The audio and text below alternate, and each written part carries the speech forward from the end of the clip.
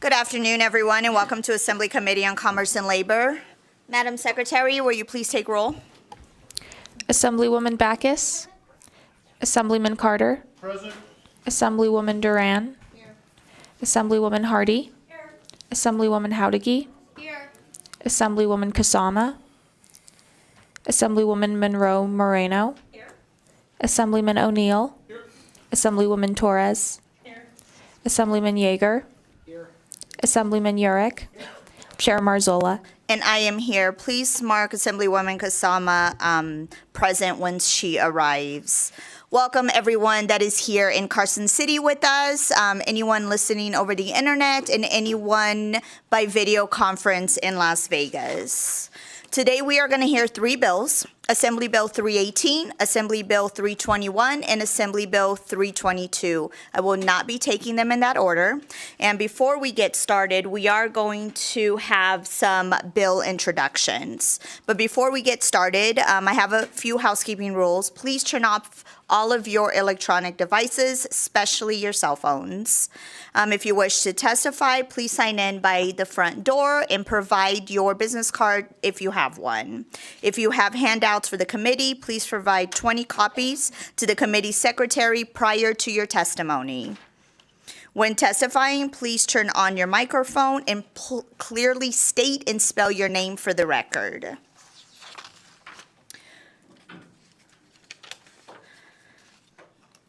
We will now do BDR introduction. Committee member, please remember your vote to introduce a BDR is not an indication of your support. It is just to get the bill printed and assign a bill number.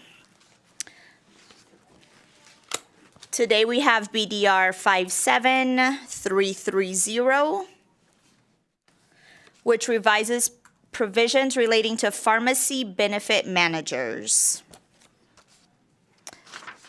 Any discussion? I need a pen. Do I have a motion? So moved. I have a first from Vice Chair Howdigy, a second from Assemblywoman Monroe Moreno. Any discussion? All those in favor say aye. Aye. All those opposed say nay. Motion carries. Our next BDR is 57-1044, which revises provisions governing contracts of insurance. Do I have a motion? So moved. A first from Vice Chair Howdigy, a second from Assemblywoman Torres. Any discussion? All those in favor say aye. Aye. All those opposed say nay. Motion carries. Our next BDR is 571005, which prohibits title insurers, title agents, escrow officers, and certain real estate professionals from engaging in certain conduct. Do I have a motion to introduce BDR 571005? So moved. I have a first from Vice Chair Howdigy and a second from Assemblywoman Monroe Moreno. Any discussion? I don't see any. All those in favor say aye. All those opposed say nay. Motion carries. Our next BDR is BDR 54670, which limits the amount of provider of health care may charge for filling out certain forms associated with certain leaves of absence. Do I have a motion to introduce BDR 54670? So moved. I have a first from Vice Chair Howdigy, a second from Assemblywoman Monroe Moreno. Any discussion? I don't see any. All those in favor say aye. Aye. All those opposed say nay. Motion carries. And our last BDR today, at least at this moment, is BDR 52-466. This BDR provides for the regulation of earned wage access providers. Do I have a motion for BDR 52466? So moved. I have a first from Vice Chair Howdigy. Do I have a second? Assemblywoman Hardy. Any discussion? I don't see any. All those in favor say aye. Aye. All those opposed say nay. Motion carries.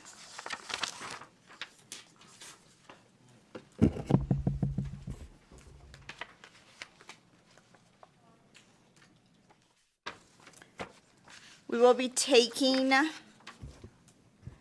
the bills today out of order. Our first bill being presented today is Assembly Bill 321. 321 makes various changes relating to public safety. Assemblyman Carter, you may begin when you're ready.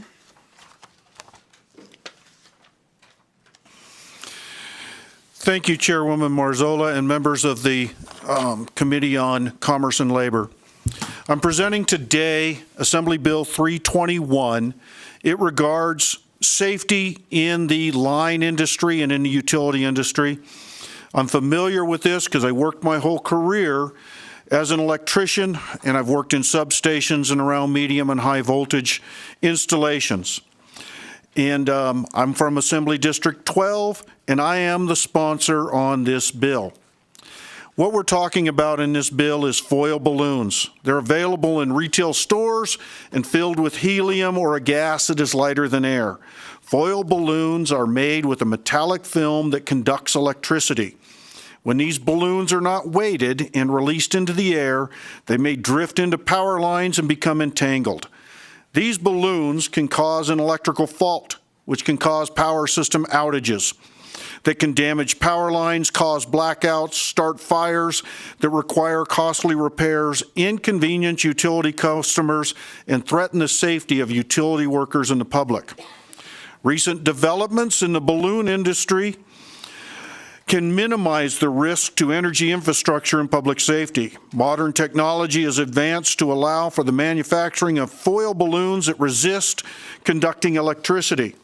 The Institute of Electrical and Electronics Engineers, IEEE, is a professional association and a leading developer of international standards, and which are widely recognized by the energy industry. The IEEE is currently developing a standard that tests whether balloons are safe for overhead electrical power lines across North America. By ensuring that materials used in these balloons do not conduct electricity, this measure mitigates the risk of balloon-caused electrical faults and power outages while continuing to allow manufacturers and retailers to sell celebratory, foil balloons.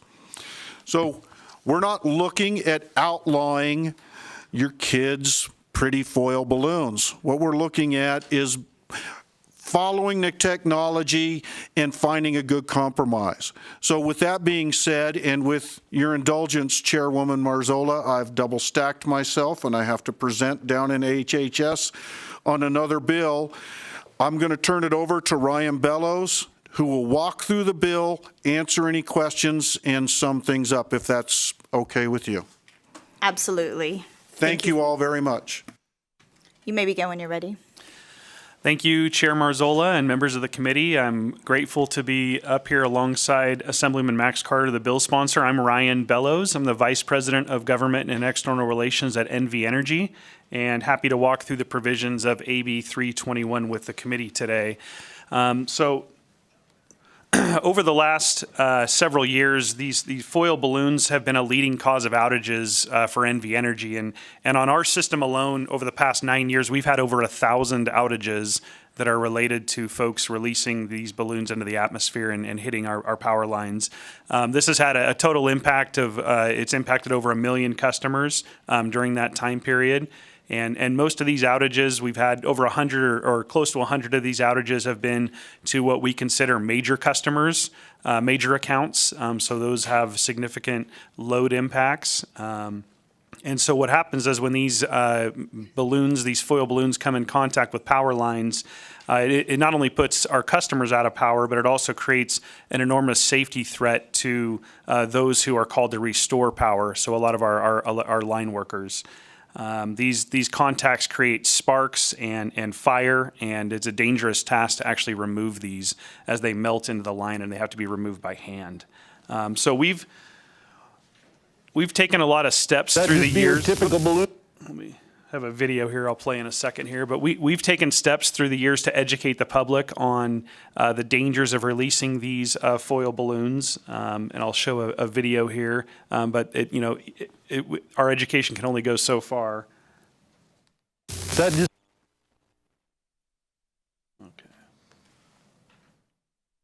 going to play a video here.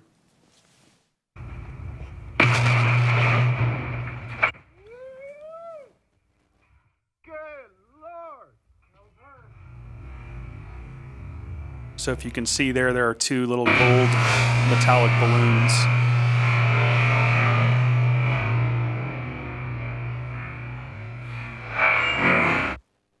And so that outage actually occurred in Southern California. Similar impact and similar experiences we've seen in Nevada. Don't have any of those captured to show you today. But as we looked at California in particular, experiences even a more significant amount of these outages. And they've looked at solutions for the past decade or so and finally landed with a major compromise solution last September when they worked with all stakeholders to be able to come up with a bill that really focuses, as the bill sponsor mentioned, on the technology piece of it. And so the solution is to focus on having the manufacture and sale of these balloons be non-conductive electrical foil. So they're non-conductive electrically speaking, but they still retain the same composition and look as the shiny metallic balloons that are sold today. And so the bill contains a provision to ramp down the manufacture and sale of those balloons in the state over a 4-year period. And the bill also provides a provision that would require at the point of sale that these balloons be tied down to a weight to hold them down. So that's kind of the first piece of the bill. We have present with the chair's indulgence, Assemblyman Carter had lined up for Carolyn Turner with the Nevada Rural Electric Association to walk through some of the other provisions of the bill via Zoom. I'm not sure if we have. Oh, I see her, so I think we do have her there. If we could turn it over to her, would that be okay? Absolutely. Wonderful. Well, thank you so much, Madam Chair, members of the committee. My name is Carolyn Turner. I'm the Executive Director of the Nevada Rural Electric Association, and I'm here to go over the provisions in Section 12 of AB 321, and then can answer any questions that you have on that section. So first, for a little background and context, Nevada Rural Electric Association has 12 members, 10 of whom are distribution utilities, serving end-use customers, the folks kind of at the end of the line in rural communities throughout the state. We represent, kind of all of the border communities and a big chunk of the certificated territory in Nevada, serving these rural communities.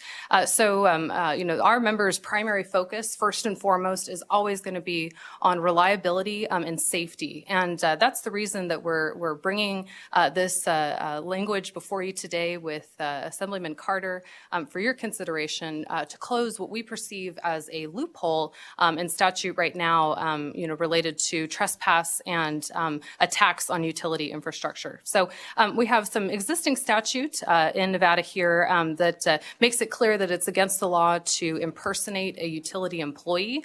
It's also against the law to remove copper and other precious metals from utility infrastructure. And the section of 704 that you're seeing before you today in AB 321 makes it clear that it's against the law to trespass or destroy utility infrastructure with the intent of stealing that utility service. But there's not really much said about the folks that are trespassing or destroying the infrastructure for the sake of trespass and destruction. So, the point today that we are trying to make in Section 11 is clarify that it is in fact against the law to destroy utility infrastructure and include some penalties language along those lines. My colleague, Mr. Bellows, is showing you some headlines. We've seen attacks across the country and an uptick in these incidents where we see individuals targeting this infrastructure, particularly substations, that serve, neighborhoods, those, kind of large commercial industrial customers that you heard mentioned a moment ago. And ultimately, this is a long-term risk to the reliability and safety of our system. So, we're hoping that by making this change in AB 321 today, that we can deter some of these attacks in the future. I'm also going to speak very briefly about some other changes that we're hoping to bring forward for your consideration in the future. A key component to this reliability and safety is ensuring that the people that keep the power on, our line workers and utility workers, are also safe as well. This body has considered language in the past several sessions that include, penalty enhancements for intentional targeting of first responders. There's a bill that has been sponsored this session to do the same type of a thing for healthcare workers, and we're looking to see that same language extended to utility workers to ensure that that the folks that are doing that work are kept safe. So we've been working with NV Energy, with the sponsor, with IBEW to craft some of this language to extend those protections, and we look forward to presenting that to you for your consideration at a future juncture. So with that, Madam Chair, Mr. Bellows, I can take any questions that the committee may have. Will you be going through sections 2 through 10 of the bill? I understand you just went through sections 11 and 12. Sections 11 and 12, Madam Chair, Carolyn Turner, for the record, are the ones that I can speak to. I would defer to the folks up north for the sections 1 through 10. Chair Marzola, Ryan Bellows for the record. If you'd like, I'm happy to just walk through the different section by section. Is that what you're open? Please. Okay. So as the bill's laid out, so Section 2 lays out the legislature's findings and declarations on the importance of the electrical infrastructure and keeping it safe and reliable. As we move into sections 3, 4, 5, and 6 are mostly definitional sections. Defining the reference to the Public Utilities Commission in Section 4. Section 5, the definition of foil balloon, and Section 6 defines the P2845 standard, which is the standard that's been brought forward from the IEEE, Institute of Electrical and Electronics Engineers, as to the new technology on the non-conductive material that is currently being tested. Section 7 walks through the requirements that the balloons that are offered for sale in the state be clearly marked as to whether or not they comply with that standard. And then also the requirement that at the point of sale that a weight is attached affixed to the foil balloon. Section 8 then walks through the 4-year period, which includes a ramp down of the manufacture and sale of those balloons within the state. Also includes a tolling period in there. If there are any unforeseen supply chain issues, there's a tolling period for up to 24 months that's included in there. As we move forward to Section 9, it provides requirements for the Public Utilities Commission of Nevada to adopt and implement the standard that comes forward from the IEEE around the P2845 standard on the non-conductive material that's currently being tested. As we move into Section 10, this provides the civil penalties for what occurs if there is a violation of the act, if a balloon is sold in violation of these provisions. So I think that covers it. Thank you.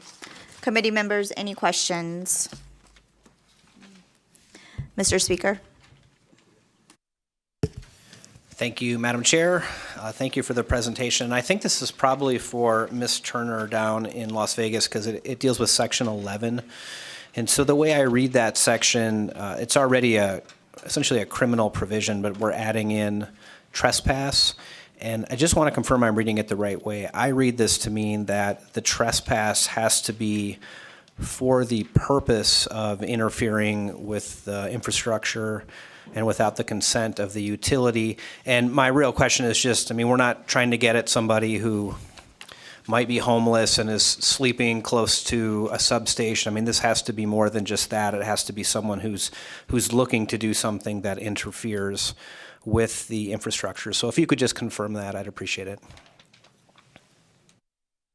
course. Carolyn Turner, Nevada Rural Electric Association, for the record.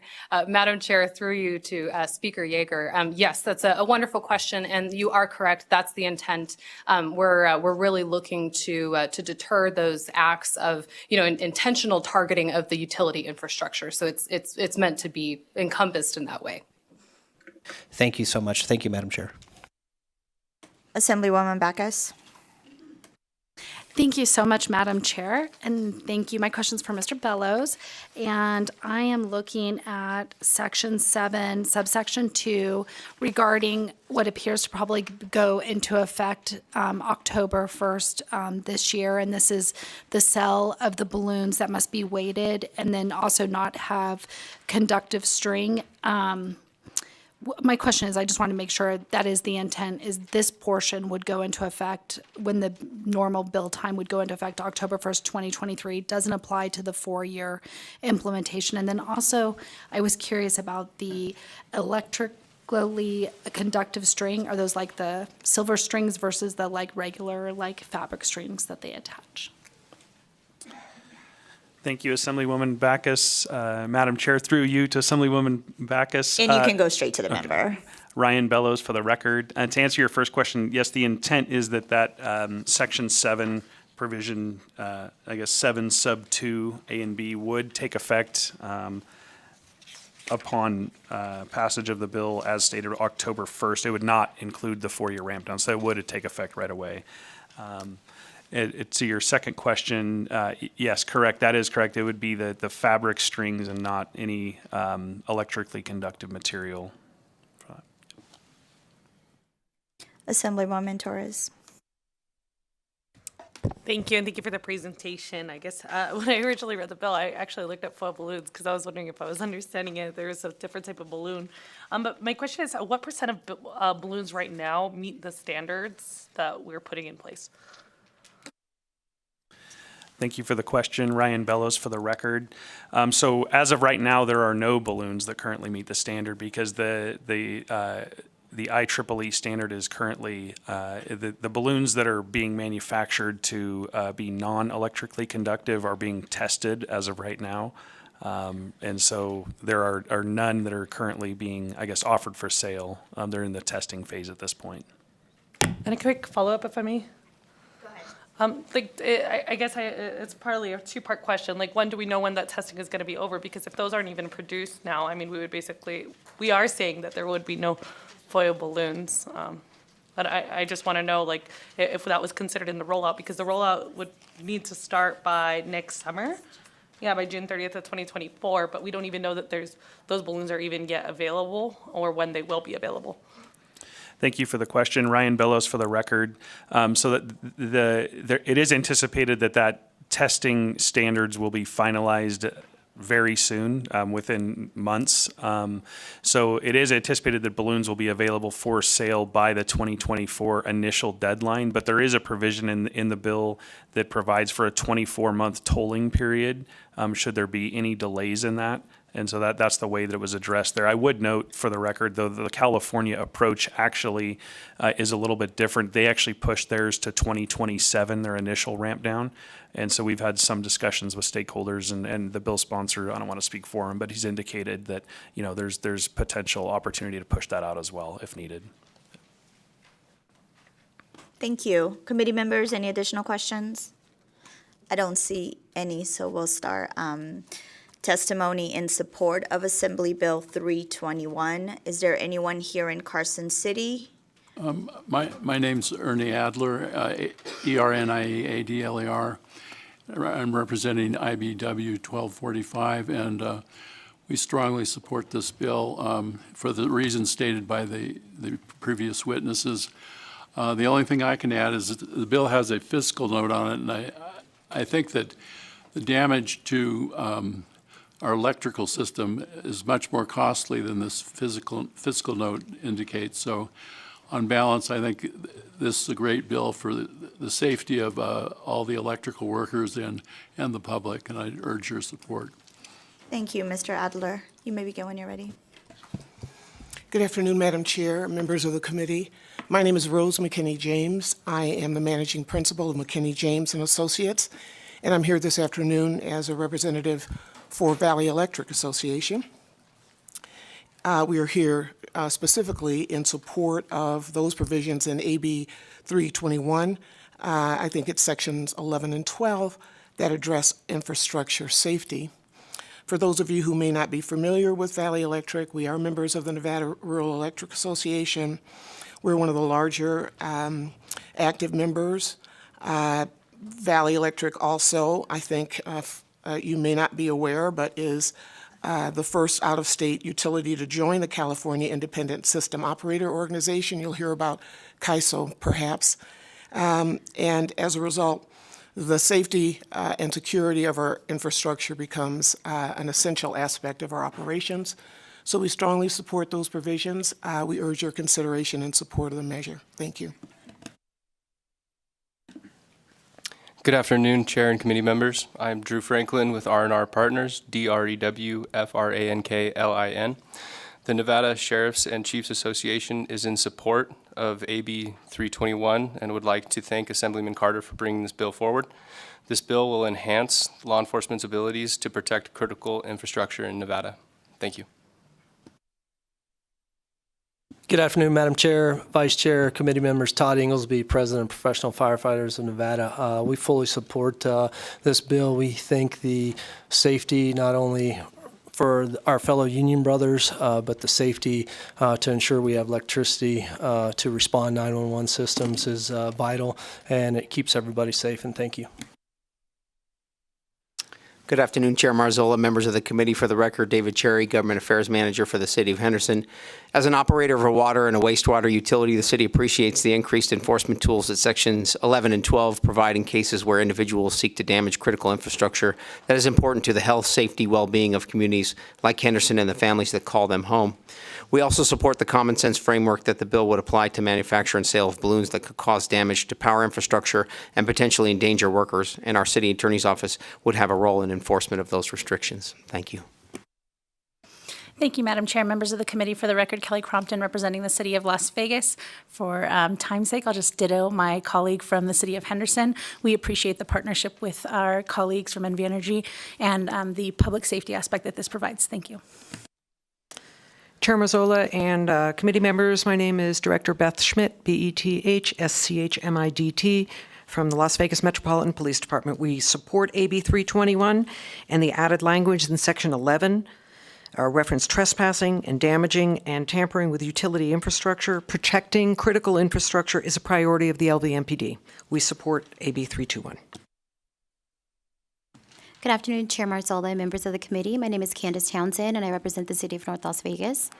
I'm here to testify in support of AB 321. We think these additional protections to our infrastructure are important, and in order to continue providing services to our residents.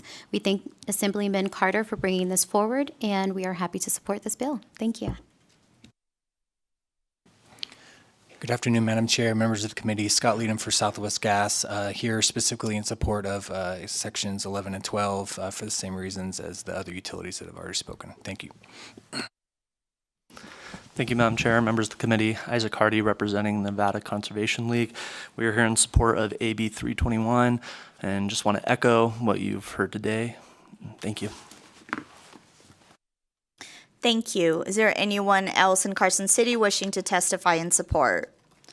I don't see anyone. Is there anyone in Las Vegas wishing to testify in support to Assembly Bill 321? Yes. For the record, my name is Anna Wood, Government Affairs Chair, a member of the Board of Directors of the Las Vegas Asian Chamber of Commerce. Good afternoon, Chairwoman Marzola and members of the committee. I'm here in support of Assembly Bill 321 for our chamber. Within the past years, we have seen an increase of power outages due to stray balloons when in contact with the power lines, the transformers, substations, and this interruption affects the livelihood of our communities in Nevada and throughout the United States. It impacts each one of us with our day-to-day daily activities, from the residential customer and from the business perspective of the Las Vegas Asian Chamber of Commerce. It disrupts there's quite a disruption that can be quite harmful as it trickles down from the loss of productivity for our businesses, loss of revenue, and for the employees, a loss of wages, and sometimes a loss of lives. We must have legislation to create a safer environment for our community. Currently, there are other states that have, California, Florida, I believe that Connecticut, Tennessee, Maine, Maryland, and Virginia have legislation with these particular areas. Sections 11 and 12 are of importance to us because of the safety of our community is number one in priority. Outages pose a risk to our communities, our children, pets. It also endangers utility workers, and through their service, they put their lives at risk and loss of lives. So AB 321 specifically addresses provisions also at protecting the electrical grid and makes it unlawful for any person to damage or deface utility infrastructure with the intention to interfere and disrupt its normal function. I respectfully urge you to support AB 321. Thank you. Thank you for your testimony. Is there anyone else in Las Vegas wishing to testify in support of Assembly Bill 321?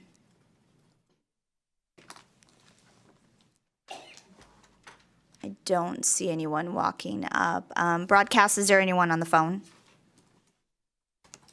Callers, if you'd like to testify in support of Assembly Bill 321, please press star 9 or raise hand in your Zoom window now to take your place in the queue.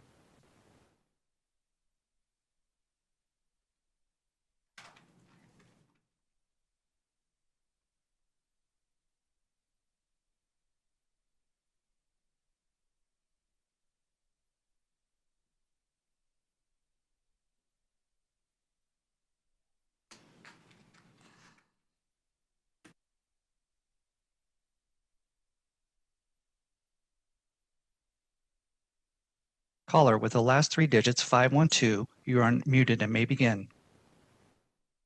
Good afternoon, Chairwoman Marzola and committee members. My name is Jeremy Newman, N-E-W-M-A-N. For the record, I am the Assistant Business Manager for IBW Local 396. Now I'm here in support of AB 321. On behalf of IBW 396 and its over 1,500 electrical utility and construction members, I would also like to thank Assemblyman Carter, Assemblywoman Anderson, and Assemblywoman LaRue Hatch for bringing forward such an important piece of legislation for the safety of the men and women who work on high voltage power lines every day in the state and our state and communities. As a journeyman line worker, we do not always have the luxury of removing a circuit from service. We perform most of our work on energized circuits with voltages ranging from 12 kV or 12,000 volts on distribution circuits up to 500 kV or 500,000 volts on transmission circuits. And many times there is no way to take the circuit out of service. So when these mylar foil balloons get tangled in the power lines, it increases the exposure to the risk of our journeyman line workers and greatly puts them in unnecessary harm's way when there is an alternative non-conductive materials available today.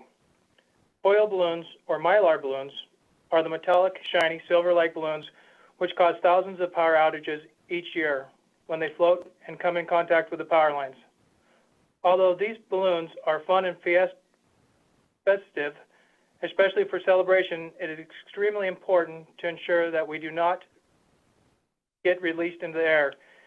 If loose balloons come in contact with power lines, they can cause explosions on power lines, and much more. They can result in extremely dangerous risk to utility workers and pose a public safety risk. There have been hundreds of mylar balloon-related power outages in Nevada over the last few years, impacting thousands of customers with each outage. The metallic coating on the mylar balloon conducts electricity and can cause a short or a power surge when in contact with power lines. This can lead to large-scale power outages, melting the electrical wires, and fires, especially in our high fire districts, leading to possible injuries and property damage. In addition, outages caused by balloons can often cause a significant inconvenience for residents and business owners Mr. who lose Newman? power. Unlike latex Mr. balloons, Newman? mylar balloons can stay Mr. inflated Newman? for... Can you wrap up your Yes. testimony, please? Your 2 minutes is up. Okay, inflated and float in the air and pose a safety risk to our utility workers. Thank you. Thank you so much. Next caller.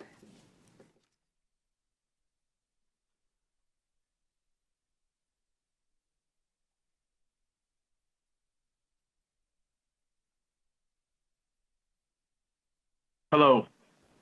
Good morning, Chairwoman Marzola and members of the committee. For the record, my name is Peter Guzman. I am here in full support of Assembly Bill 321 because it is critical for small businesses that depend on reliable electricity to operate.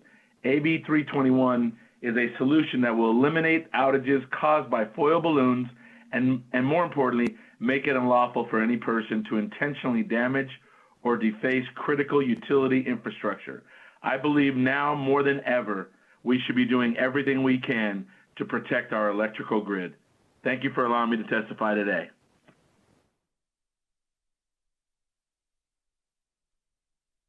Thank you, Mr. Guzman. Next Callers. caller.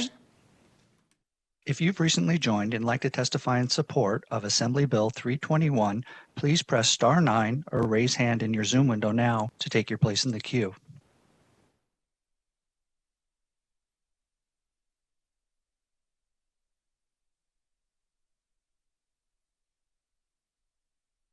Chair, we have no more callers in support at this time.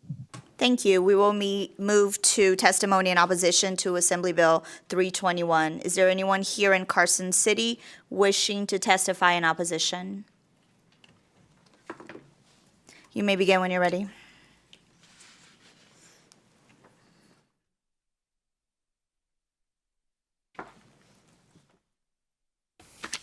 Good afternoon, Madam Chair.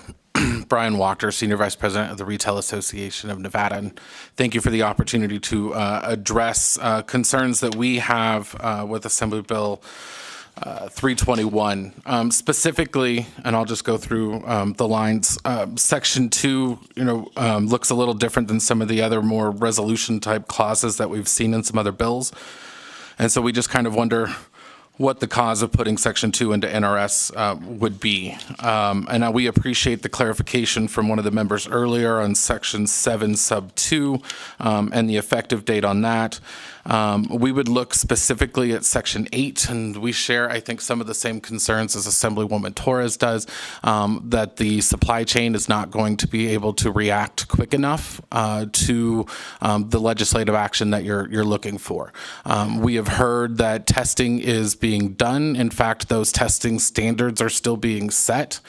So we haven't gotten to the point yet where testing is actually occurring on any new material tech balloons that may be being processed. We are encouraged, spoke to the proponents of the bill, and there is a desire to perhaps move back some of those dates to be able to be in compliance. We certainly would rather be at least on the same timeline as California, so that the supply chain is able to be as efficiently introduced to this new requirement as possible. But we think under the current form, it is entirely possible that this would go into effect and there would be 0 foil balloons that would be able to be sold just because those aren't currently on the market. And so while we understand the goal and certainly the intent, we feel that this perhaps is going a little bit fast than the supply chain technology in the market is looking for. So for those reasons, we are opposed. Although I would add then in Section 10, well, there's a bit of an error. There should be a sub 4, but there's not. We have concerns on 10.5 as well. Thank you, ma'am. Thank you, and thank you for your testimony. Anyone else here in Carson City wishing to testify in opposition? I don't see anyone. Is there anyone in Las Vegas wishing to testify in opposition to Assembly Bill 321? I don't see anyone. Broadcast, is there anyone on the phone lines? If you'd like to testify in opposition for Assembly Bill 321, please press star 9 or raise hand in your Zoom window now to take your place in the queue.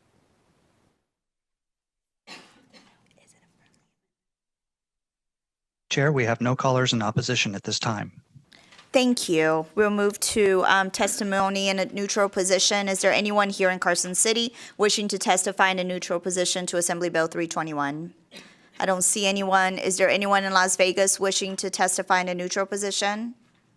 I don't see anyone. Broadcast, is there anyone on the line? If you'd like to testify in neutral for Assembly Bill 321, please press star 9 or raise hand in your Zoom window now to take your place in the queue.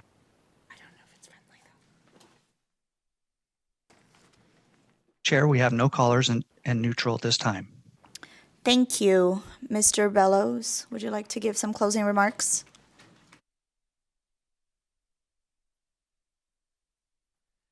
Thank you, Chair Ryan Bellows, for the record. Just wanted to thank the committee for their time today, and we look forward to meeting with Mr. Wachter and trying to address the concerns raised in opposition. So, thank you.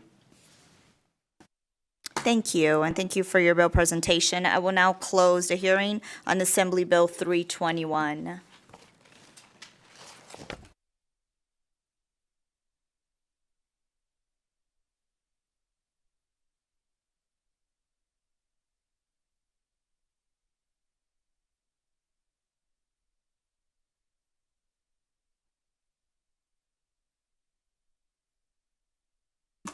I will now open a hearing on Assembly Bill 318, which revises provisions governing certain providers of health care. Assemblyman, when you may begin when you're ready.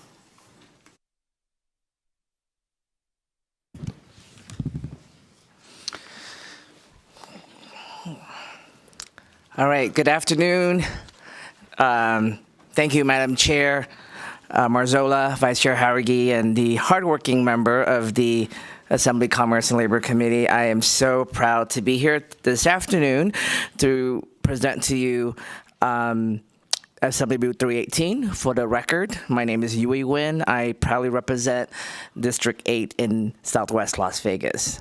Assembly Bill 318, this is a cleanup bill that makes administrative changes to the State Board of Medical Examiners and is consistent with what many agencies bring forward concerning oversight of healthcare this session. Co-presenting with me today is Ms. Sarah Bradley, Deputy Executive Director of the Nevada State Board of Medical Examiners.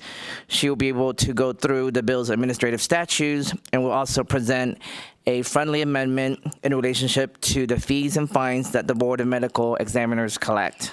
Additionally, a representative from Nevada State Treasurer's Office is available to answer any question on how funding for fees and fines are diverted and what sort of accounts can benefit those in the healthcare field.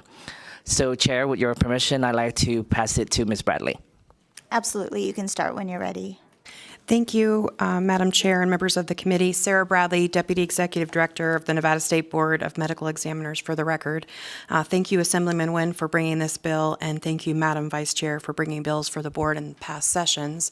This is a cleanup bill, and it's relatively simple. Section 1 would update our provisions regarding ensuring that when licenses expire, the board provides a list of those expirations to the Drug Enforcement Administration and the State Board of Pharmacy. Just trying to update those provisions so we don't actually give them a copy of an expiration, because that we have found is not as helpful. Sections 2 through 5 ensures that all license types that the board does provide licenses for are included in reporting statutes regarding malpractice claims, as well as examinations that may be done if and when a complaint would be filed. And that concludes the bill itself. And I can move into the friendly amendment if you would like me to. Please. Okay. So in the friendly amendment, we are proposing that NRS 630-352 sub 4 sub H be amended so that the fine amount may not exceed $10,000 for each violation. Again, this is in disciplinary matters, and it would be after there's been a finding that a licensee has violated one of the board statutes, or if they do a settlement agreement wherein they are agreeing to a settlement with the board regarding a disciplinary matter. So we're just increasing the fine from $5,000 to $10,000, just so to be clear, the last time this fine amount was adjusted was in 1985. So we're just increasing it to kind of keep it up with where we're at today in 2023. And then also this friendly amendment would amend NRS 631-10 subsection 4 subsection B. Right now, penalties, and this is the fines that the board collects, must be deposited with the state treasurer for credit to the general fund, and we would be amending that so that it would go specifically to a fund that the state treasurer has that allows for the improvement of healthcare or the practice of medicine in the state of Nevada. One bill that might work for a fund would be AB 45. If it were to pass, that fund created by that bill might be where this money might go. But obviously, the treasurer would have some control over that. And so that ends my presentation. I'm here for questions. Thank you for your presentation. Committee members, any questions? Assemblywoman Duran. Hi, and good afternoon, and thank you for the presentation. So I was just wondering, under Section 5, is it for when one of these persons is going to be sued for malpractice or a claim for that against the physician, who's going to evaluate them? And is it under workman's comp, or who pays for that evaluation? Sarah Bradley, Deputy Executive Director, for the record. That is something that is paid for generally by the licensee. So this would be after a consumer complaint has filed. Part of this investigation would include those examinations, and usually the licensee pays for that.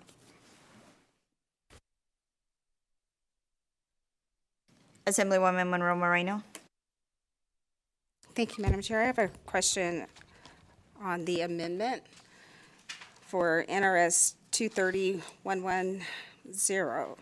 The fund that's mentioned in the amendment, is that already a created fund at the Treasurer's Office, or would that be a fund that would have to be stood up? Is that already in existence? Sarah Bradley, for the record, Deputy Executive Director for the board.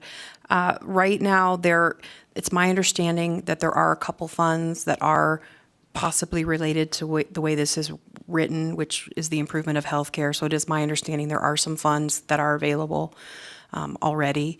And so the reason it was written more broadly was so allow the treasurer the ability to determine which of those funds it can go into. And I believe someone from the treasurer's office is also here, might be able to answer that question better than I can. Thank you.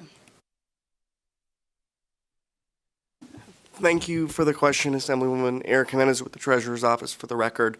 In conversations with the bill sponsor, the intent, I think, from all the parties is if Assembly Bill 45 passes, which establishes an account for student loan repayment for healthcare providers in underserved communities, that we would direct any dollars into this. But in other conversations we've had, in the event that that doesn't happen, there are a couple of other funds that we could deposit the monies in. The state treasurer, pursuant to statute, is the administrator of the Fund for a Healthy Nevada, which is the monies that come in from tobacco settlement dollars for a variety of public health needs. So that'd be something we'd be willing to work with you all on if there was like a preference of where those dollars went, but I think right now that's where we're at. Follow-up? And can you tell me, what is the approximate amount on an annual basis that is brought in with the fees that's currently being deposited into the general fund that would be diverted into this new fund? Sarah Bradley, Deputy Executive Director, for the record. Last year, the amount brought in was approximately $90,000. And so again, these are fines collected. Prior to that, the amount was less. I want to say it ranged from $45,000 to approximately $50,000. I do think with the increase in fines, assuming that part is also enacted, the amount might go up a bit. But that's what we're looking at. Thank you. Thank you. Thank you, Madam Chair. Members, any additional questions?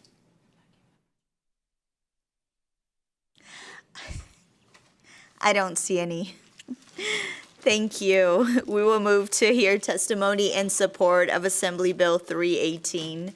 Is there anyone here in Carson City wishing to testify in support of Assembly Bill 318?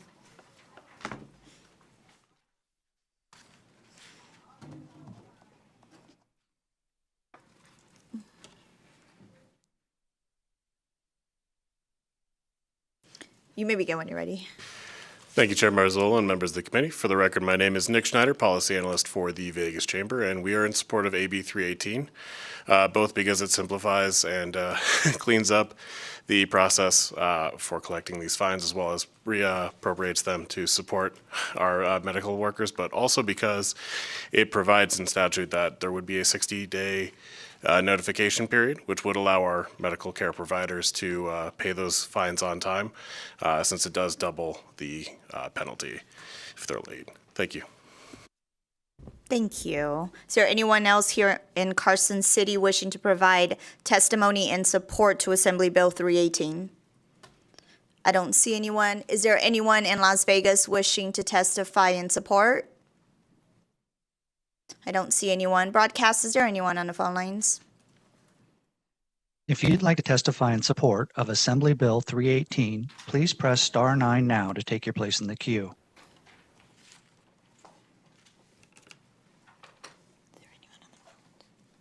Chair, we have no callers wishing to testify in support at this time. Thank you. We will move to testimony in opposition to Assembly Bill 318. Is there anyone here in Carson City wishing to testify in opposition? I don't see anyone. Is there anyone in Las Vegas wishing to testify in opposition to Assembly Bill 318? I don't see anyone. Broadcast, is there anyone on the line? If you'd like to testify in opposition to Assembly Bill 318, please press star 9 now to take your place in the queue.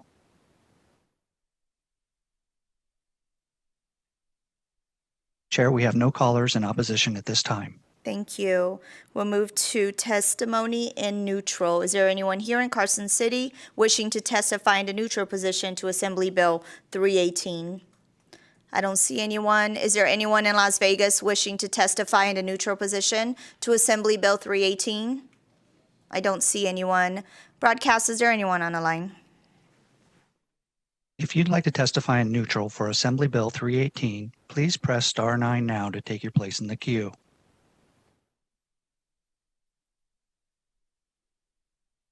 Chair, we have no callers wishing to testify in neutral at this time. Thank you. No final remarks. I will close the hearing on Assembly Bill 318. I will now open the hearing on Assembly Bill 322. Assembly Bill 322 revises provisions relating to kratom products. Assemblyman Nguyen, you may start when you're ready. Thank you, Madam Chair. Again, Chair Marzola, Vice Chair Howergy, and the rest of the hardworking Committee on Commerce and Labor, I am back in front of you again. I promise this is the last time today for presenting Assembly Bill 322. Again, for the record, my name is Yui Nguyen. I have the honor and privilege to represent Assembly District 8 in the Nevada Assembly in Southwest Las Vegas. So, again, thank you for hearing AB 322 today. It's called the Kratom Consumer Protection Act. This legislation came about after some of my constituents reached out and contacted me with concern about prohibition of kratom. Many of my constituents find benefit from kratom, working with advocates that include veterans, people struggling with substance abuse, and people that find health benefit from taking kratom. We try to develop legislation that would protect consumer from buying illegal or adulterated products. With me today is David Goldwater and Mac Haddo of the American Kratom Association. They will be able to answer a technical question about this proposal. Thank you again for your consideration. I look forward to delivering a clean bill that not only protect consumers, but make Nevada known as a place to buy and sell safe and effective kratom. And Madam Chair, with your permission, I'd like to now introduce Mr. Goldwater. Mr. Goldwater, you may begin when you're ready. Thank you, Madam Chair. David Goldwater, representing Pinion Public Affairs and Nevada Wholesalers. Thank you for hearing the bill, and thank you to Assemblyman Nguyen for introducing the bill. The bill, as it was drafted, is imperfect. We have before you, hopefully, an amendment that you can see that makes two important changes. First is the bill was originally laid out that the Board of Oriental Medicine would be the regulatory body. We have since changed that to the Board of Agriculture. The director of the Department of Agriculture has signaled a willingness to come up with a compromise, a way in which we can effectively regulate it, and we will be able to come back to this committee, hopefully, with something that works. Second important change is a prohibition for the Board of Pharmacy to schedule something that hasn't been scheduled by the Food and Drug Administration, specifically Kratom. That I hopefully have worked out a compromise with their lobbying advocate in which we can allow the Board of Pharmacy to continue to schedule it if they need to, but if the product has been appropriately regulated by the Department of Agriculture, it is not subject to that particular restriction, nor would it need a prescription. So with that, if you have any questions of me, I would ask you, I'm happy to answer them, of course, but would like to turn the presentation over to Mac Hadow of the American Kratom Association. Madam Chair, You may begin when you're ready. Are you going to be going through the bill? I'm going to go through provisions of the bill with the background as to the purpose for it, if that's appropriate. Perfect. Thank you. Madam Chair, Marzola, and members of the committee, thank you for this opportunity.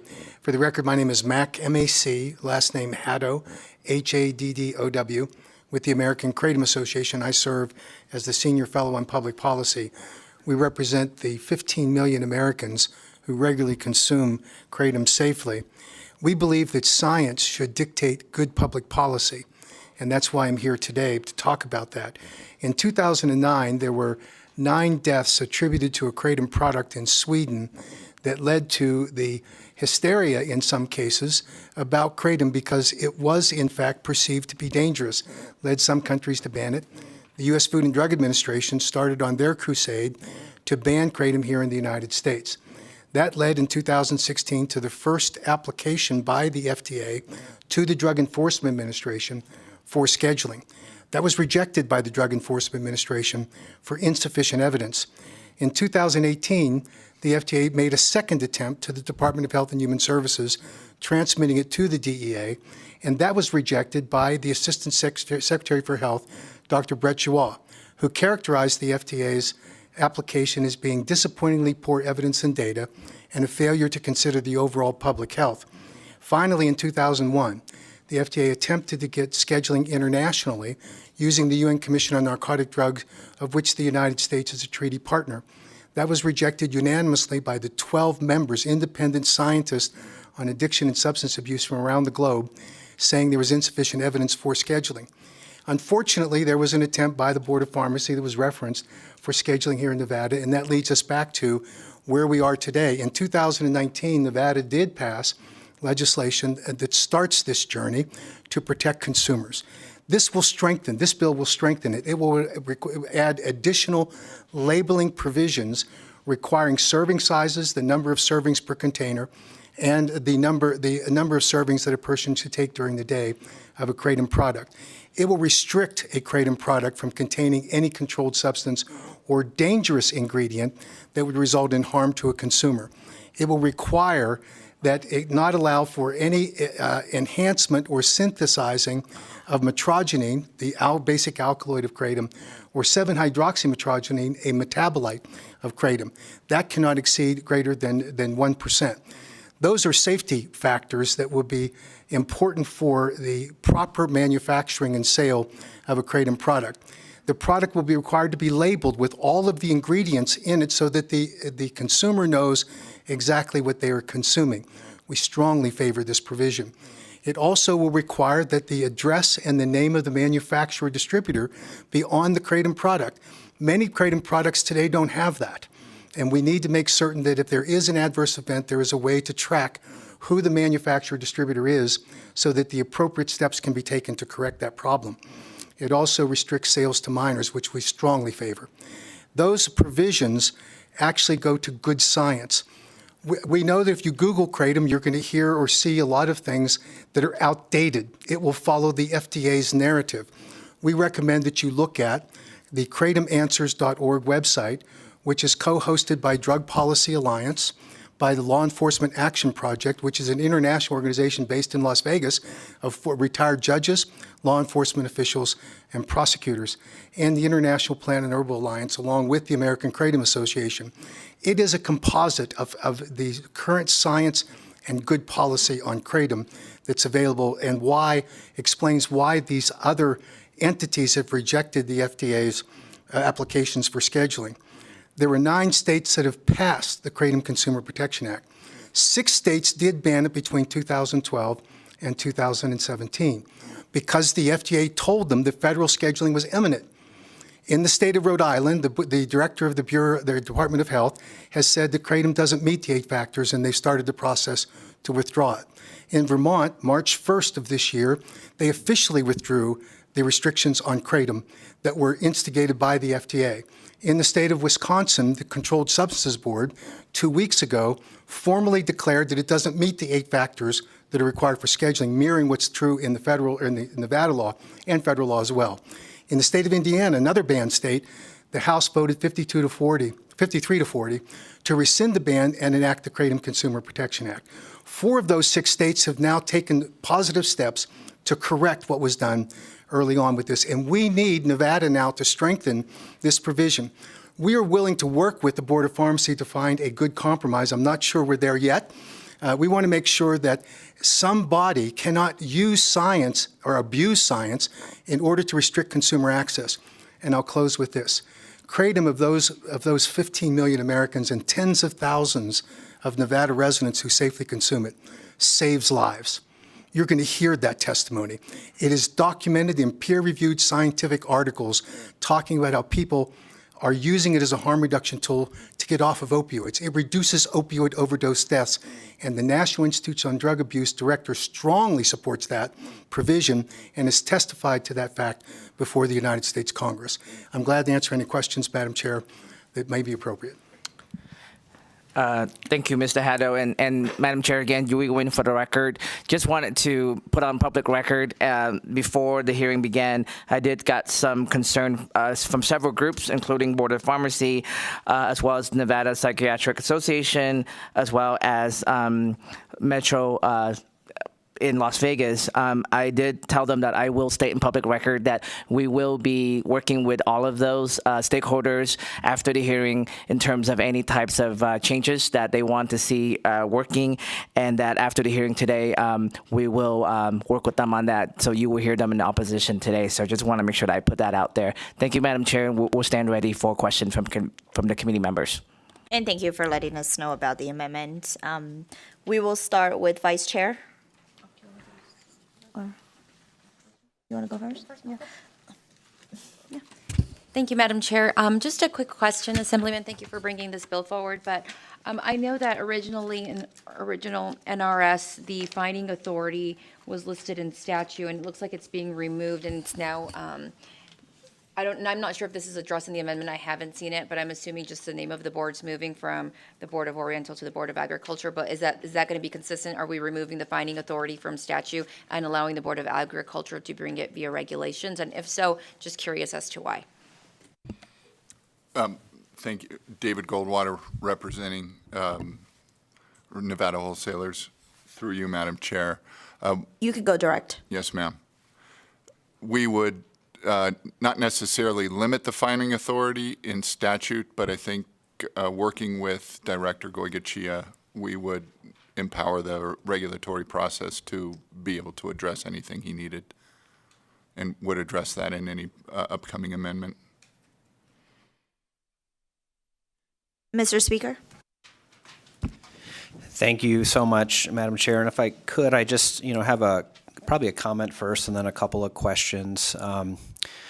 I guess it was, 4 years ago, 2019, our former colleague, Assemblyman Wheeler, came to me and said, would you like to do this bill with me? It's about kratom. And I think much like members of this committee, I said, what's kratom? And, that started sort of my journey in learning about this topic and this issue. And like Mr. Haddow said, I think there was all kinds of different information out there online about whether this was safe, whether it had negative impacts on people. But ultimately, in looking at that research, I think I concluded what you all said today, that the reports of overdoses were generally from things that were adulterated substances. And so I'm proud to say we did the first bill here, AB 303 in 2019, that got bipartisan support in both houses of the legislature. And excited also to hear from one of my friends down in Las Vegas, Mr. Guidry, who I think is going to talk about what kratom means to him and how it's impacted his life. So, I mean, no surprise, I'm a supporter of this bill. I'm a sponsor on the bill. I appreciate you bringing it forward. My couple of questions that I had, and sometimes this happens in the legislative world, I signed on to this bill because I think it's a good bill, and then I promptly got a whole bunch of emails, which I do read my emails, and I got tagged on Twitter and Facebook saying, why in the world are you trying to ban this substance in Nevada? And so could we just say definitively on the record here that the intent of this bill is not to ban kratom, but to essentially bring light to it and make sure that we're protecting consumers? Madam Chair, David Goldwater, representing Nevada Wholesalers. Mr. Speaker, again, thank you for your leadership on this issue. We can say definitively that we are not trying to ban kratom. Quite the opposite is true. We are trying to make Nevada a place where kratom is safe for consumers and available to the people who need it. That was the story that was reported and out on Twitter. I think that tagged you was erroneously reported as a ban. The reporter called me contrite and mentioned that he was going to run a story that corrected the previous one, and hopefully, and I think he was a genuine good man that was willing to do so. Thank you. Follow up, please. And you're correct, Mr. Goldwater. There was a story that came out, unfortunately, that said it was a ban, and sometimes it's hard to get around that narrative, but just wanted to make sure that the world knows it's not what is being attempted in this bill. And then, you know, I had a question on the amendment. I did have a chance to look at it. It seems fairly conceptual, but wanted to just confirm a couple of things. I think you mentioned one of them in the testimony. Originally, this bill had targeted the State Board of Oriental Medicine, which I think you'd indicated is not going to be the regulatory agency, but just to make it clear, the regulatory agency envisioned in the amendment is the Department of Agriculture, but there was also a reference to the department or to the pharmacy board, and I think your testimony was the guidance to the pharmacy board is going to be you're not allowed to schedule this unless the federal government does, maybe with some other circumstances, but that in your mind, the Board of Agriculture is the proper place for this to be regulated, tested, all that kind of stuff, and that those conversations are ongoing about what that might look like. Mr. Speaker, David Goldwater, yes, indeed, the conversations are ongoing, and the regulatory structure, as you outlined it, would reside at the Board of Agriculture, and the prohibition would apply to the Board of Pharmacy. Great, thank Madam you. Chair, if I could also respond to Speaker Yeager. The American Kratom Association. Please state your name for the record. I'm sorry, Madam Chairman. Matt Caddo, for the record, from the American Kratom Association. We are strongly opposed to the unilateral authority of the Board of Pharmacy to have this ability to ban a product that has not yet been named a controlled substance by the Drug Enforcement Administration under the Controlled Substances Act. We recognize that there are occasions when the states need to act, and that was largely what led 6 states to act as they did on the belief that the DEA was going to schedule kratom because the FDA told them so. And unfortunately, earlier actions by the Board of Pharmacy were led in large part by the information provided by the FDA, which is now, as has been evidenced by the four of the 6 states that are now rescinding their bans, need to have good science as the predicate for those actions. Madam Chair, could I just make one quick comment? No more questions, but I thought Mr. Hadar brought up a good point, and I failed to mention this, but when I first looked into kratom, I did see that the DEA was going to going to put it on the Schedule 1 controlled substance, and I think something I've probably never seen before. I think they actually had a hearing on it, and there were like thousands of people who showed up talking about how important this was to them, and I think they backed off of that, which to my knowledge it doesn't happen on a regular basis once you get to a hearing phase. So I wanted to provide that context, and then also wanted to just recognize in the audience we have one of our former colleagues, Assemblyman Nelson, who's here as well, who's worked on this issue over the years. So good to see you here. Thank you, Madam Chair. Members, any additional questions? Assemblyman O'Neill. Thank you, Chair, for the time. And, I have reservations, and I'll start out. I appreciate the Speaker's acknowledgement of former Assemblyman Nelson, who is a good friend of mine and a man that I truly, appreciate and put great trust in whatever he tells me. But I've got to say I do have reservations on this bill. Even at Washoe County, Reno, the coroner's office, in the last 4 years has directly attributed overdoses, deaths to the sole use of kratom. And I will say, putting a notice on the prescription is nice, but not everybody reads prescriptions or the notices on their pills or what they purchase. I have, doing the Google search on people involved in this does bring out a variety of questions to me, why some countries have banned it, states have banned it, who has personal financial interests in it possibly, who doesn't. What I would offer and suggest is that I do think the Pharmacy Board should be able to weigh in on this. I truly do, because of just those deaths. We've had numerous deaths in the last 5 years. Just in northern Nevada, some 35 deaths have been directly or indirectly attributed to overdoses, uses of kratom, which brings up concerns to me. What I would suggest as a possible thought pattern is looking the same as what we do with pseudoephedrine, taking it off the shelves at gas stations, et cetera, putting it behind the shelves where you actually have to question, and the pharmacist can talk to you about what other drugs are you taking, do they interact with, et cetera, and making this truly a safe drug as you're trying to achieve. Those would be my comments, and I trying to figure out as I keep talking how to make it a question, but I would just offer to continue talking with, would you be willing to talk with me about this and possibly looking at some amendments? Is that a question? That's a question. It's definitely a question. Yui Nguyen for the record, Assembly District 8. Thank you, Assemblyman O'Neill, for that. Yes, just like I mentioned in my remarks earlier, this is not a done deal yet. We're still working through some amendments that are coming after this hearing, and I'd be glad to work with you, Assemblyman, to make sure that your concerns are addressed. I appreciate that, and thank you for the time, Chair. And Madam Chair, Matt Caddo for the record, American Kratom Association. Assemblyman O'Neill, the information that you have just articulated about the deaths was a part of a review that was conducted by the Centers for Disease Control. They looked at reports from medical examiners and coroners and examined whether or not they truly were kratom caused. And in that examination, and I'll be glad to share with you the actual report from the CDC, they identified that there were 91 deaths that were reported by medical examiners and coroners that detected kratom in the tox screen. First, it would not be a surprise for people that are struggling with opioid and drug addictions, trying to get off of those drugs using kratom, which it has been proven to be a successful harm reduction tool. Of the 91 deaths, they found that most were fentanyl, buprenorphine, cocaine, and heroin as adulterants in it, and this bill would help considerably.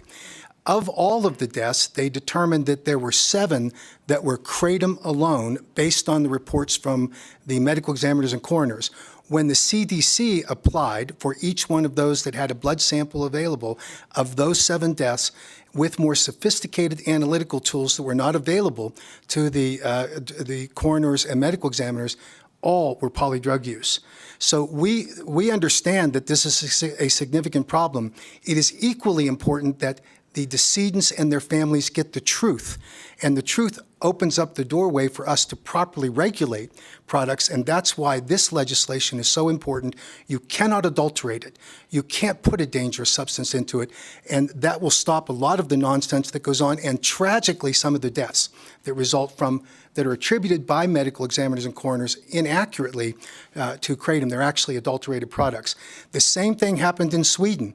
Those 9 deaths that I referenced earlier were all attributed to a kratom product called Krypton.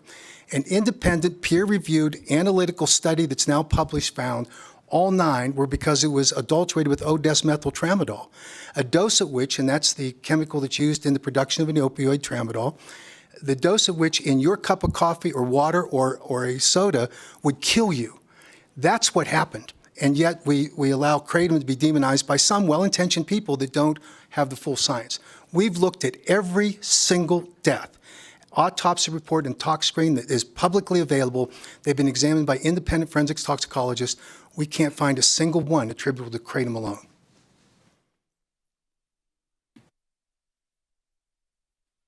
Yes. Sir, I'm going to question some of your authority and your interest in the proffering of this and questioning the Washoe County medical examiners that they don't have the expertise to call cause of death. I'm just going to let it ride. We'll talk later about it, but thank you very much for your statements. I'll disagree with them respectfully. Thank you, Assemblyman. And yes, at times we will have to agree to disagree, but as long as everyone is respectful, that's what I expect in this committee. Any additional questions? Assemblywoman Duran. Hi, and thank you for the presentation. I know there's this product was out there, and we didn't know much about it, but now that you want to establish regulations, you said there was like 6 other places that have legalized this. Do they have already a kratom in different package forms for food and all that? Is it already regulated, and are you going to follow that model, if so? Mac Haddo, for the record, with the American Kratom Association. There are 9 states that have passed the Kratom Consumer Protection Act in various forms, one of which is the state of Nevada, which in 2019 passed what we think is the basis for this bill today. The state of Utah, state of Georgia, Arizona, Colorado, Oregon, Oklahoma. It was just passed in West Virginia, and it's on the governor's desk, having passed unanimously in Virginia by both houses. It's under consideration in 21 other states today, because the option is either you ban it, which of course science doesn't permit, or you regulate it. Leaving it unregulated is the Wild West, and that's where the bad actors come in and actually are able to adulterate products, because kratom doesn't give you a natural euphoric high. You need to spike it if you want to do it, and they only do that for economic benefit for their bottom line. We want kratom to be pure kratom, used for the benefits that people have, properly labeled and properly regulated. So those other states have not regulated it like how you want to in Nevada? Mac Haddo, Madam Chair, with the American Kratom Association. They have. Georgia's strengthening their bill, as Nevada proposes to do here, with giving it more parameters and more regulatory control to make sure these products are safe. But the other states have done an excellent job. The concern we have is for those states that have no regulations, because that's where the bad actors are running rampant. Thank you. Mr. Speaker? Thank you, Chair, for the second opportunity. And look, I just want to say I respect Assemblyman O'Neill's comments. We're sitting really far apart from each other on the dais. But, you know, when I first started looking into this, I had that concern, right? People were telling me there were people who were overdosing and dying from this substance. And so, you know, my request would be let's have that conversation, right? Let's take a look at that data, because I'm certainly one who, I will admit, sometimes I'm wrong, more than I should be. And so if if that's happening, let's have a conversation about that, and I would welcome that discussion. I didn't take the comments, Mr. Haddo, of being disrespectful, just indicating that different labs have different technology, and some are more sophisticated than others. But for one, I would welcome that conversation, not just here in Nevada, but around the state, because I think we hear a lot of we hear a lot of things, and we need to get to the truth of it, right? And so I guess, the question that comes out of that, and I think I know the answer, but given that we have an amendment that's not quite fleshed out, right now I can walk into my corner store and I guarantee every single one of you, if you didn't know what Kratom is, when you go out in the community now and you drive by smoke shops, where you're going to see signs that say Kratom, and you're going to recognize them now. But you can go into these places and you can buy the product, and of course we have the prior law that requires that it be labeled. But what I think we don't have is any sort of testing on the product, right? And to contrast that with cannabis, we have a very robust testing regime that makes sure it's not adulterated. So if you could just confirm that one of the discussions, hopefully you're having with the Department of Ag, is whether some testing is in order, and whether that's going to happen for all products or whether that's going to happen selectively, but to make sure that we're not having deaths from products that are adulterated, because right now I don't think that testing's happening. Mr. Speaker, David Goldwater, Nevada Wholesalers. Yeah, that certainly is part of the discussions. The amendment as proposed and the bill as proposed, having been around this building for a while, I know that the body likes to take an incremental approach towards regulating anything, especially the first time out. And so whether or not testing ends up being part of it, that certainly will be part of Assemblyman Wynn's discussions. And if that's something you urge, we will certainly do that. And that will be on the agenda to discuss whether or not that's part of the incremental approach as well. Madam Chair, if I may, Matt Caddo with the American Kratom Association. Speaker Yeager, we advocate that with every registration that is made of a Kratom product that's introduced for sale into the state of Nevada, it should be backed up with a certificate of analysis from an independent third-party lab certified by the state that says that it meets all of the standards required in the bill. And then if there is any concern that's raised by a complaint, that company would be required at their expense to submit an updated certificate of analysis. And then if the Department of Agriculture still believed that there was a legitimate, reasonable concern, that they could then do the test themselves and bill the vendor, or else they lose their ability to sell in the state. We think that's a reasonable way to protect not only consumers, but it also protects the state from having extraordinary expenses. If a vendor wants to sell this product in their state, they should back it up in terms of its compliance. Thank you for that response. We're going to move to testimony in support of Assembly Bill 322. Is there anyone here in Carson City wishing to testify in support to Assembly Bill 322?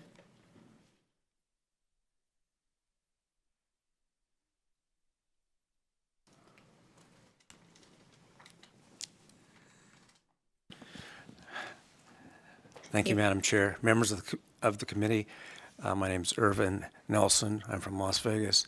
I know a number of you, and I had the honor of sitting on this committee myself a number of years ago and enjoyed it very much. I'd just like to say that, I also need to put on the record that I'm a lobbyist for the American Kratom Association. I have looked into this and will speak more with Minority Leader O'Neill about this. I understand that there are concerns. I've looked into them also, and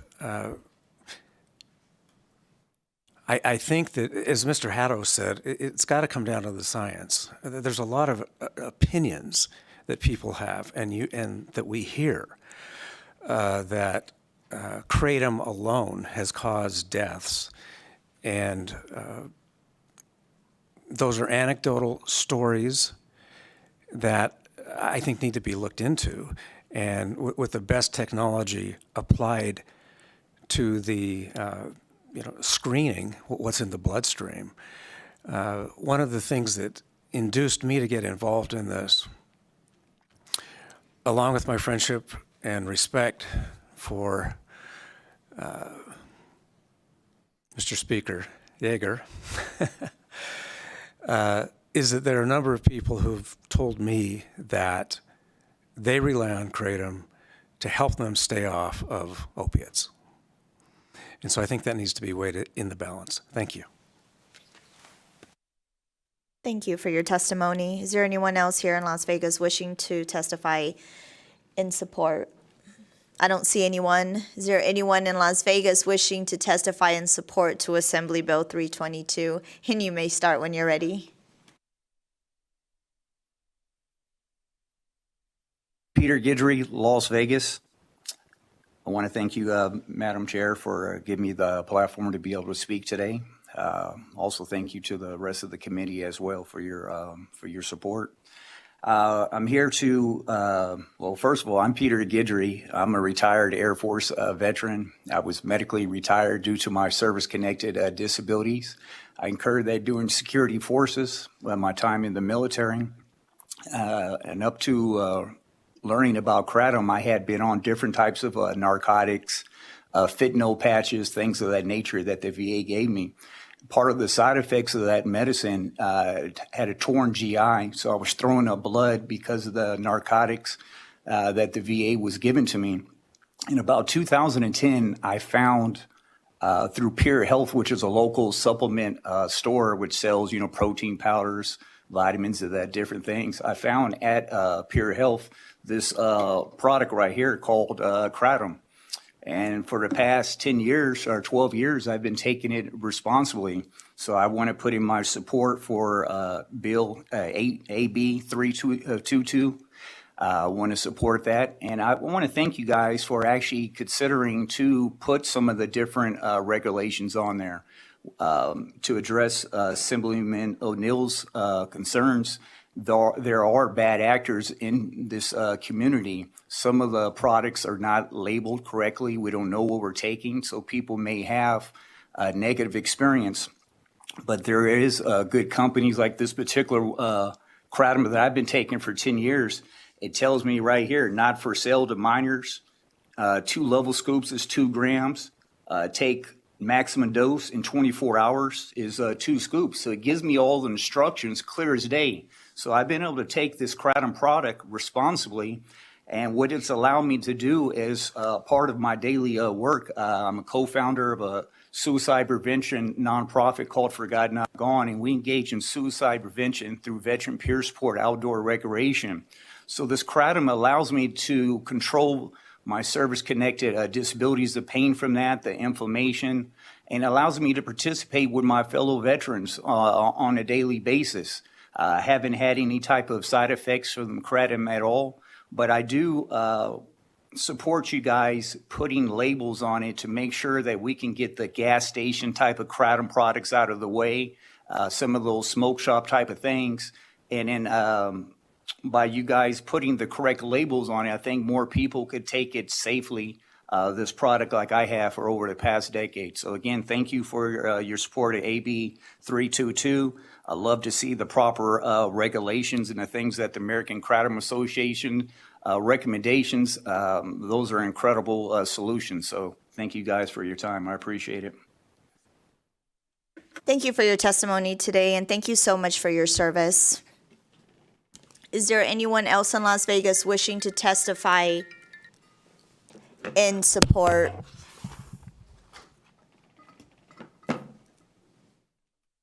Yes, ma'am. Thank you, Madam Speaker. I am Peter Guidry's better half. Just kidding, but seriously.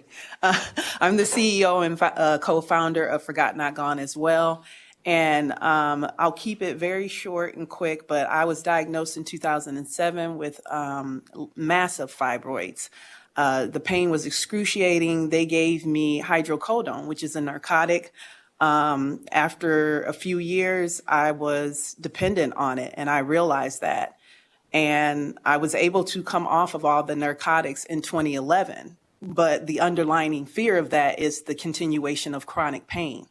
So when you have chronic pain and you take away what you've been using to help it, there's a fear there. My husband was using kratom. As he said, we found it at a local supplement store. It's always been known to us as a supplement and nothing else.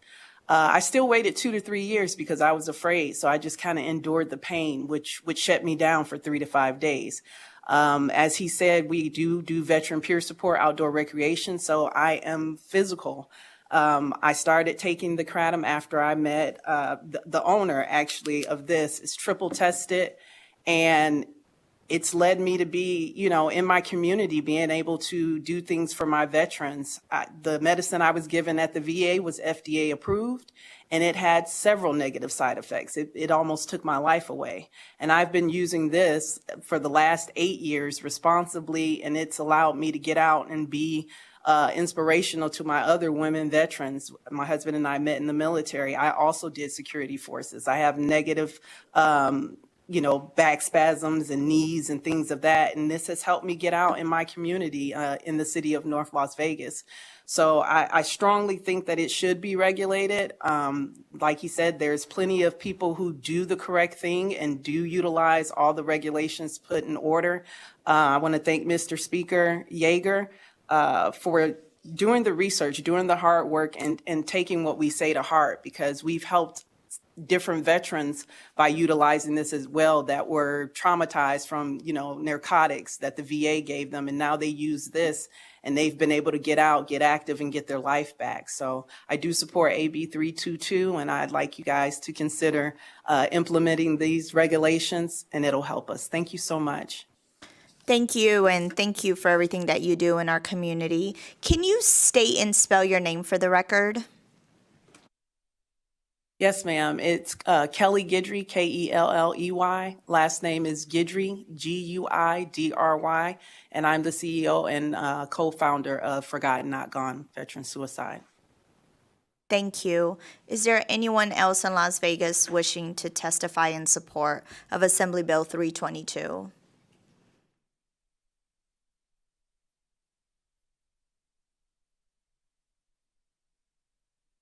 I don't see anyone walking up. Broadcast, is there anyone on the line? Thank you, Chair. If you'd like to testify in support of Assembly Bill 322, please press star 9 now to take your place in the queue.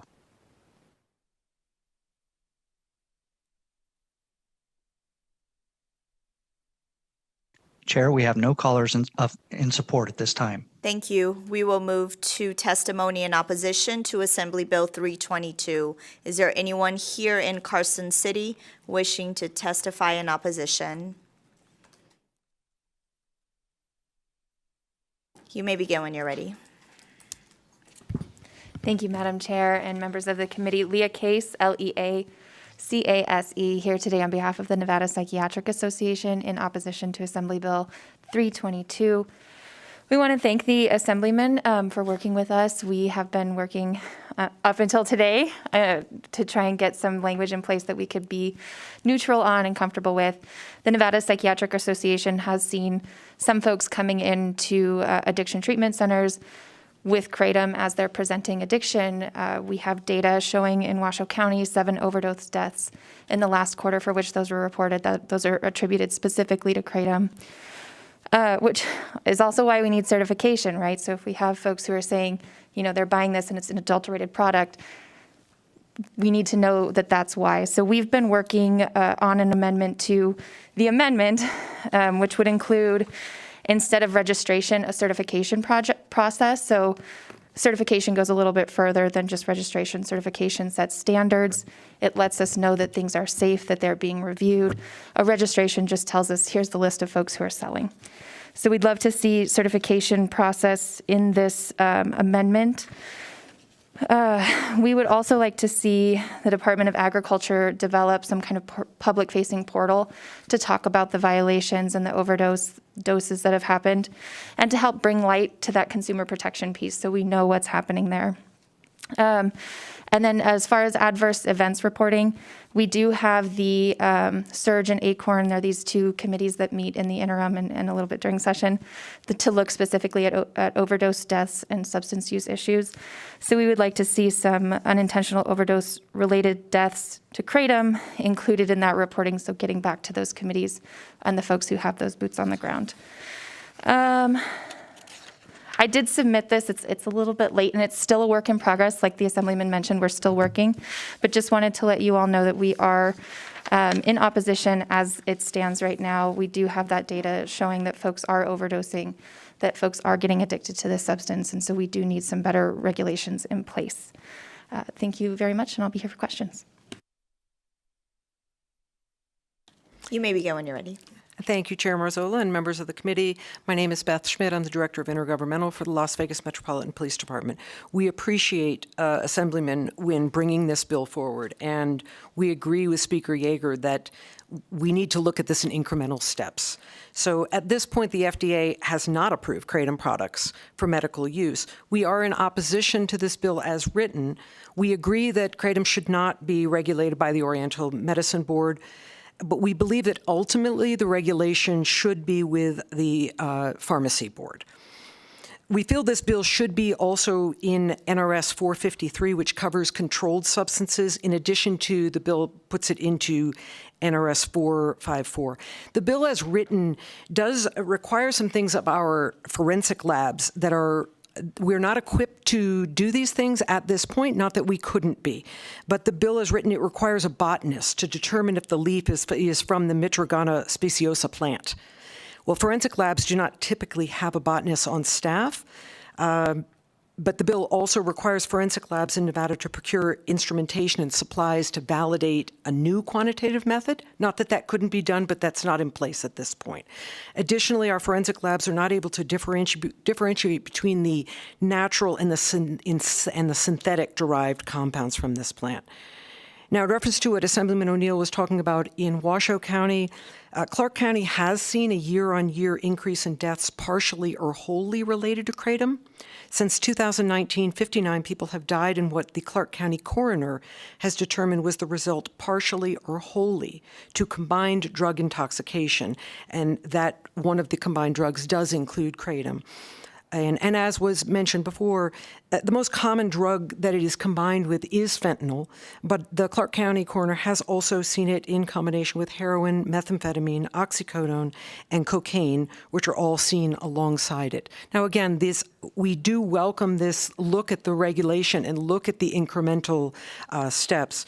Now, in Clark County, there have been 2 deaths that have been determined by the Clark County coroner to be a result of acute intoxication of kratom. And one was in 2017 and one was in 2022. We are in opposition to the bill as written, but we do appreciate Assemblyman Wynn's efforts to address the regulation, the sale, and the use of kratom. We look forward to working with him moving forward. Thank you for your testimony. Is there anyone in Las Vegas wishing to testify in opposition to Assembly Bill 322? I don't see anyone. Broadcast, is there anyone on the line? Callers, if you'd like to testify in opposition to Assembly Bill 322, please press star 9 now to take your place in the queue.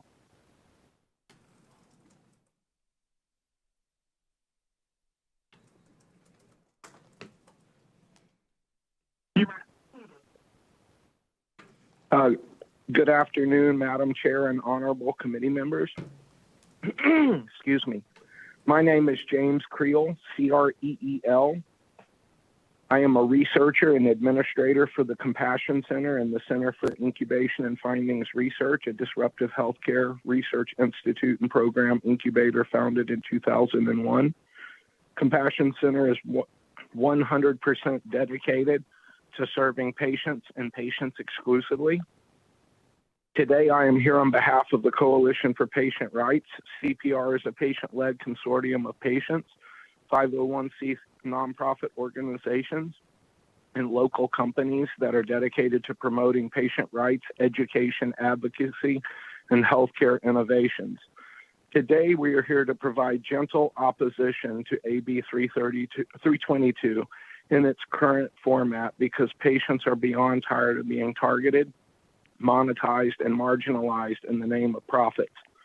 While on the surface, AB 322 is heading in the positive direction and is providing a wide range of hope for those that rely upon kratom.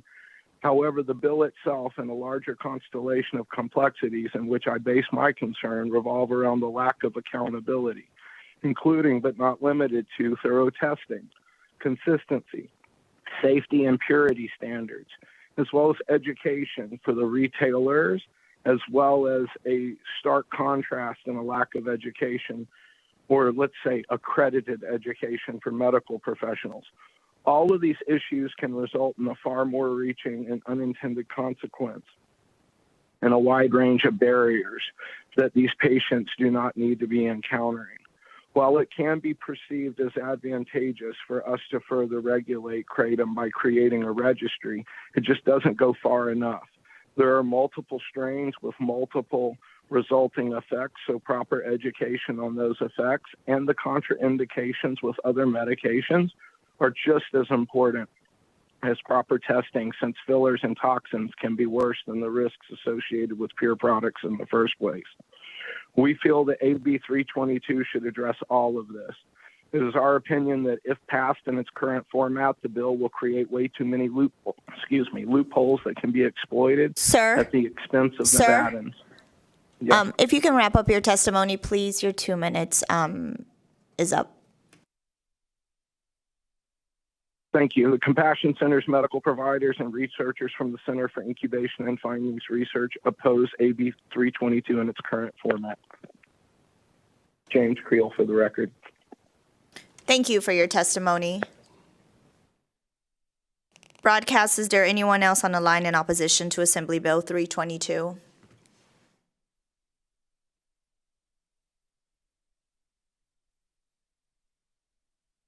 Hi, this is Katree Saunders for the record, KatreeSaunders.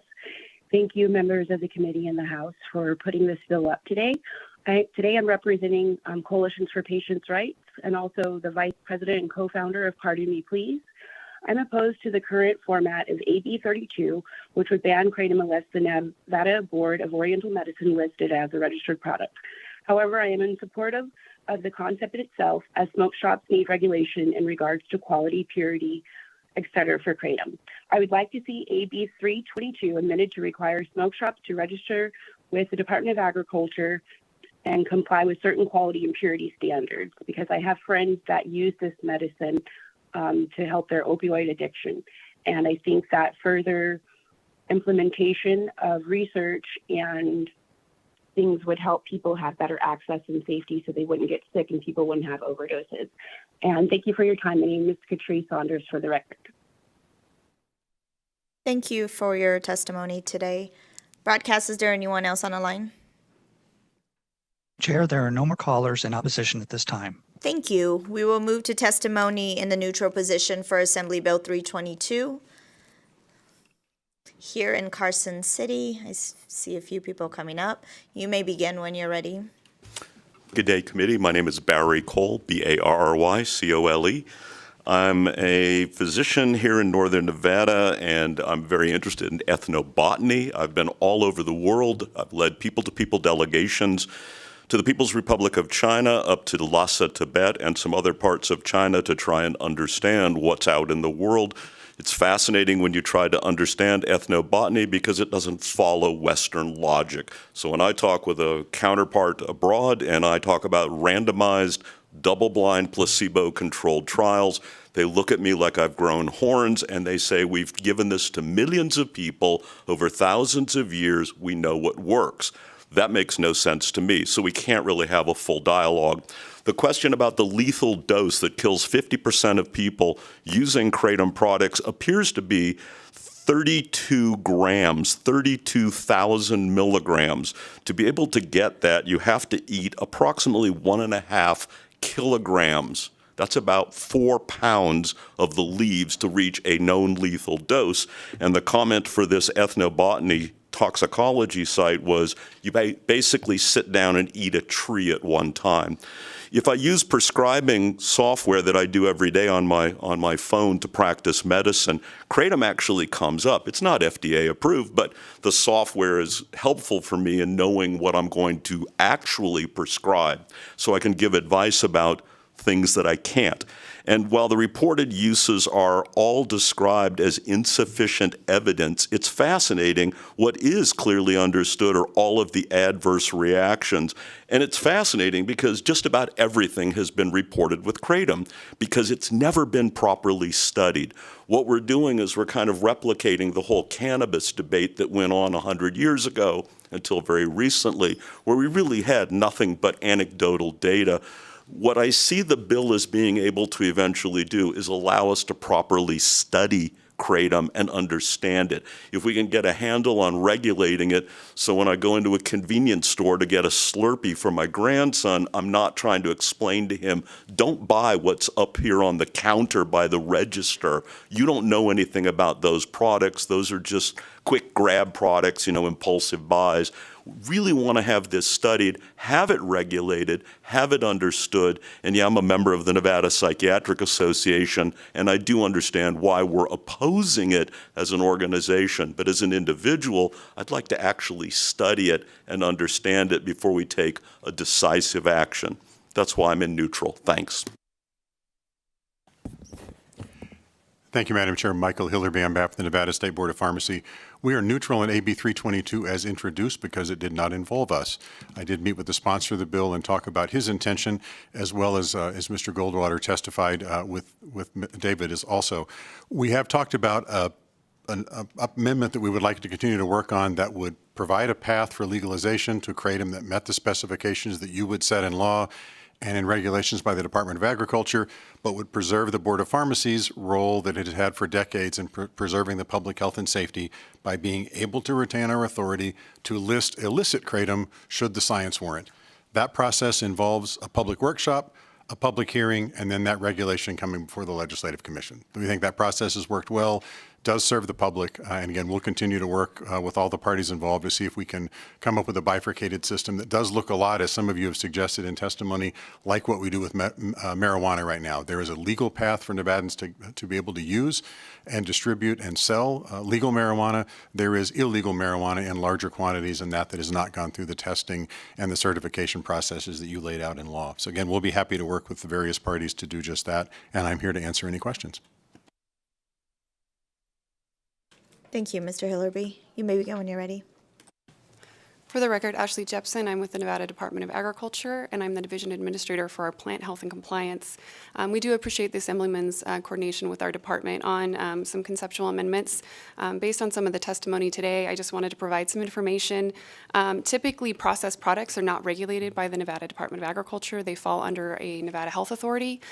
We, at this time, don't regulate processed food products or any processed products. It pretty much ends at the raw ag piece is really on the human food where we stop. We have looked at some of the kratom bills that have passed in other states. One of them in particular is under Utah, and they do have language in theirs that any of the products must meet federal and state food safety requirements. So that's one consideration to be thought through, as food safety has implications from the receipt of the ingredients through the processing to the transportation, as opposed to just being analyzed in a lab. So we are seeing that in some of the other bills.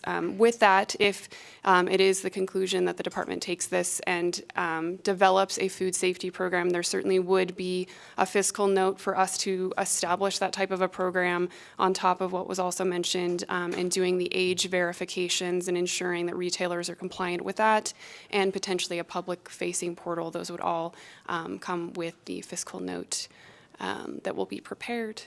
I think that pretty much concludes my presentation. Thank you. Thank you. Is there anyone else wishing to testify in a neutral position in Carson City?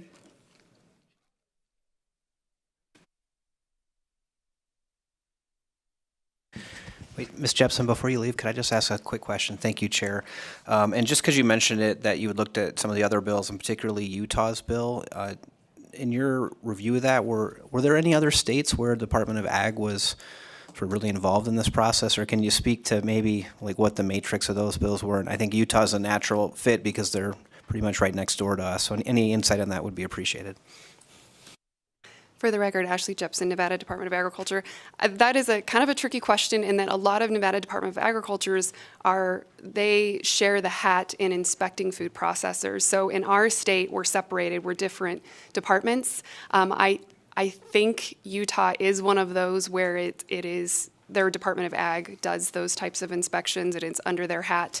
I can't speak to that 100%, but I know several of the states that they mentioned, they're combined agencies, and they're doing that. So, and I did mean to mention in my testimony. I know CC, Cannabis Compliance Board, they do inspect those facilities, but they actually have health inspectors that are verifying the stuff we talked about on top of the testing. I forgot to mention that. It's kind of a critical piece. So, thanks. Thank you. Is there anyone in Las Vegas wishing to testify in a neutral position to Assembly Bill 322?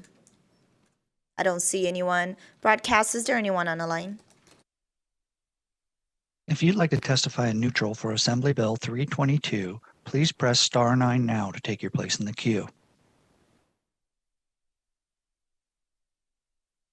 Chair, there are no callers wishing to testify in neutral at this time. Thank you. Assemblyman Wen, would you like to give some final remarks? Yui Wen, Assembly District 8 for the record. Again, thank you, Madam Chair, Vice Chair, and all the committee members for your patience with this. Learn a lot through this process. We still have a lot of work to do.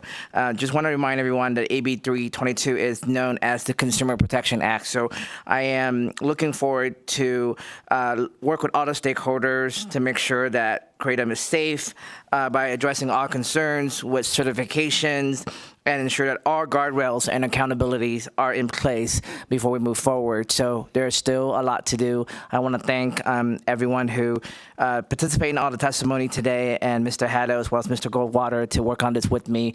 Again, Speaker Yeager for making sure that we walk through this process correctly and ensuring that everything is being worked on before we take the next step. So thank you, Chair, Vice Chair, and member of committee for your patience on this. Thanks so much.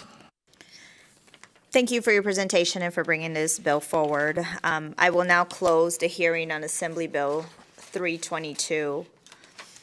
I will now open up for public comment. Please address your remarks to issues that fall within the jurisdiction of this committee.